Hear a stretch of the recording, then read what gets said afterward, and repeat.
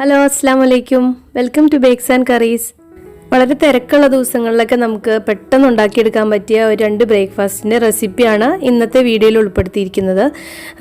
അപ്പോൾ ആദ്യം നമ്മൾ ചെയ്യുന്നത് ഒരു അപ്പത്തിൻ്റെ റെസിപ്പിയാണ്.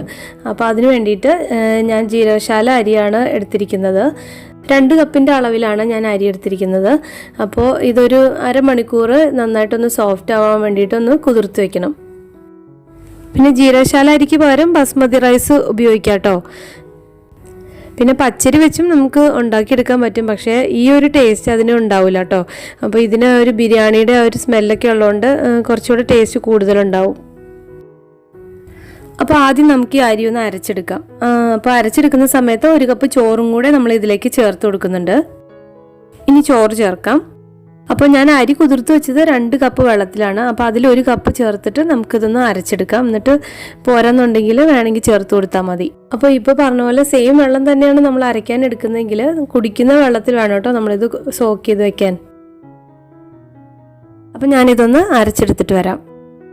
പിന്നെ ഇത് അരച്ചെടുക്കുന്നതിൻ്റെ പാകം എന്ന് പറഞ്ഞാൽ നമ്മൾ അപ്പത്തിന് അരയ്ക്കുമ്പം ചെറിയൊരു തരിതരിപ്പോടെ അല്ലേ അരച്ചെടുക്കുന്നത്. അപ്പോൾ അതിനേക്കാളും കുറച്ചും കൂടി ഫൈനായിട്ട് വേണം ഇത് അരച്ചെടുക്കാൻ.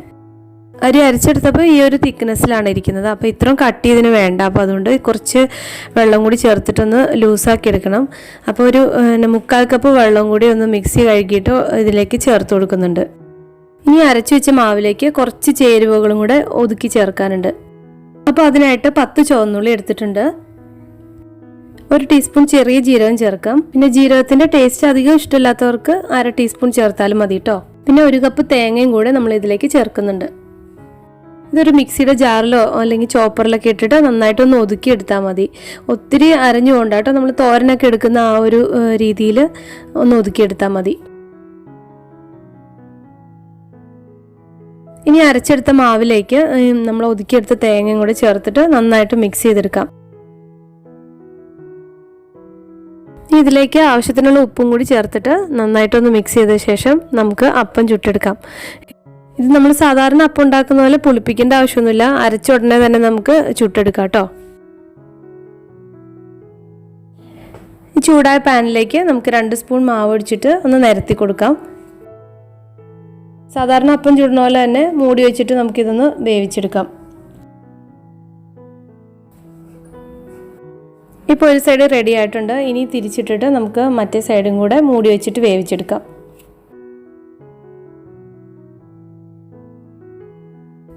ഉള്ളിയും ജീരകവും തേങ്ങയൊക്കെ ചേർക്കുന്നതുകൊണ്ട് തന്നെ നല്ല ടേസ്റ്റാണ് കേട്ടോ ഈ ഒരു അപ്പത്തിന്. പിന്നെ കറിയൊന്നും ഇല്ലാതെ തന്നെ നമുക്കിത് കഴിച്ചാൽ നല്ല രുചിയാണ്.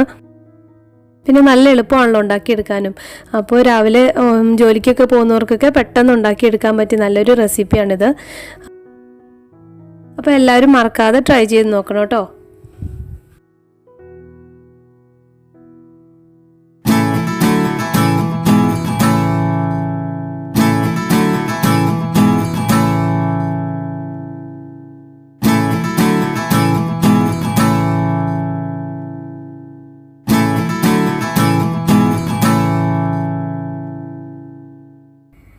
ഇത് നമ്മുടെ ഗോതമ്പ് ദോശ തന്നെയാണ്, പക്ഷേ അതിലൊരു കുഞ്ഞു ട്വിസ്റ്റ് ഉണ്ട്. അത്രേ ഉള്ളൂ കേട്ടോ വ്യത്യാസം, വേറെ ഒന്നുമില്ല. അപ്പോൾ ഇതിലേക്ക് 1 കപ്പ് ആട്ട ചേർക്കുന്നുണ്ട്.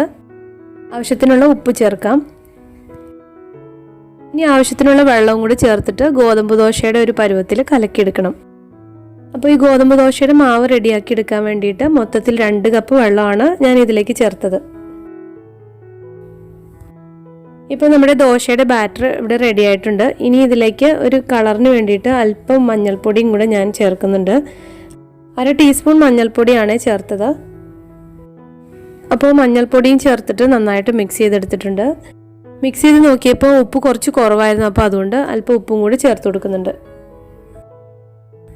ഇതൊന്നും കൂടി നന്നായിട്ട് മിക്സ് ചെയ്തിട്ട് നമുക്കൊരു സൈഡിലേക്ക് മാറ്റി വയ്ക്കാം. ഇനി ഈ ഇരിക്കുന്ന ഇൻഗ്രീഡിയൻസും കൂടെ നമ്മൾ ഇതിലേക്ക് ചേർക്കാൻ പോവാണ്. അപ്പോൾ ഇതൊരു 8 പീസ് ചുവന്നുള്ളി ഉണ്ട്, 4 അല്ലി വെളുത്തുള്ളി എടുത്തിട്ടുണ്ട്, 2 പച്ചമുളക്, പിന്നെ കുറച്ച് കറിവേപ്പില, ഒരു ചെറിയ കഷ്ണം ഇഞ്ചി. ഇത് ചെറുതായിട്ടൊന്ന് അരച്ചെടുത്തിട്ട് നമ്മൾ തയ്യാറാക്കി വെച്ചിട്ടുള്ള മാവിലേക്ക് ചേർത്ത് കൊടുക്കാം. അപ്പോൾ അതിനു മുമ്പ് ഒരു 1/2 ടീസ്പൂൺ ജീരകം കൂടെ നമ്മൾ ഇതിലേക്ക് ചേർക്കുന്നുണ്ട്. ചെറിയ ജീരകമാണ് കേട്ടോ ചേർക്കുന്നത്.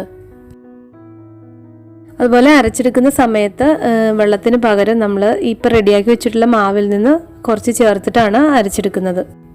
ഒരുപാട് പേസ്റ്റ് ആക്കിയിട്ട് അരച്ചെടുക്കണ്ട, കുറച്ചൊന്നൊരു തരിതരിപ്പോടെ തന്നെ അരച്ചെടുക്കുകയാണ് നല്ലത്.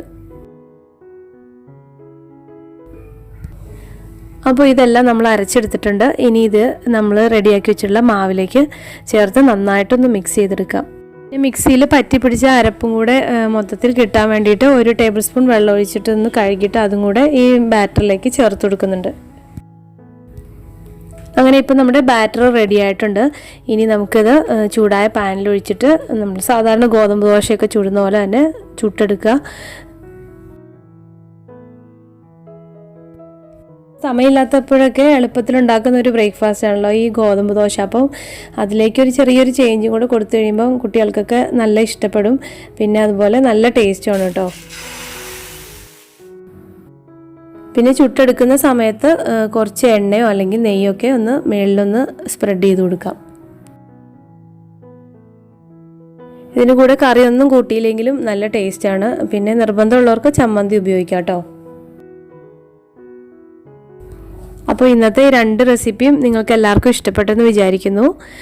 ഇഷ്ടപ്പെട്ടിട്ടുണ്ടെങ്കിൽ മറക്കാതെ ലൈക്ക് ചെയ്യണം കേട്ടോ. പിന്നെ നിങ്ങളുടെ ഫ്രണ്ട്സിനും റിലേറ്റീവ്സിനൊക്കെ ഒന്ന് ഷെയർ ചെയ്തും കൊണ്ട് കൊടുക്കണേ. പിന്നെ നമ്മുടെ ചാനൽ ആദ്യമായിട്ട് കാണുന്നവരൊക്കെ ആണെങ്കിൽ മറക്കാതെ ഒന്ന് സബ്സ്ക്രൈബ് ചെയ്യണം കേട്ടോ. അപ്പോൾ അടുത്ത പ്രാവശ്യം പുതിയൊരു റെസിപ്പിയായിട്ട് നമുക്ക് വീണ്ടും കാണാം. താങ്ക്